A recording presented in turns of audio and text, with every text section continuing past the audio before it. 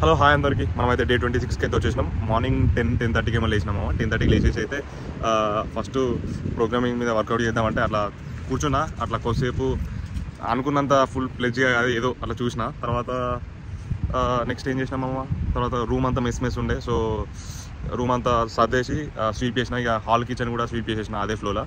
And next వచ్చేసి యోగా చేసినామమ్మ. ఇప్పుడైతే పోయి కిచెన్లో వంట వేయాలి మనదే అనుకుంటా.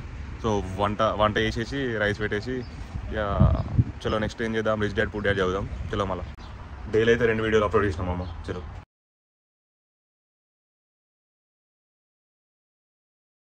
మామ ఇప్పుడే రిచ్ డాడ్ పూర్ డాడ్ చదువు అయితే అయిపోయింది. అండ్ వంట రూమ్లో అయితే చాలా సేపు స్పెండ్ చేసినాం మామ. లైక్ 2.5 hours పట్టింది. నేనే కుకింగ్ చేసిన. సో కుకింగ్ చేసి డిషెస్ వాష్ చేసి అంత అయిపోయేసరికి అయిపోయింది. ఆ టైంలో గ్రీన్ టీ అయినా. చలో ఇప్పుడు మళ్ళీ నెక్స్ట్ ఏం చేద్దాం మామ. ఒక 10 minutes అయితే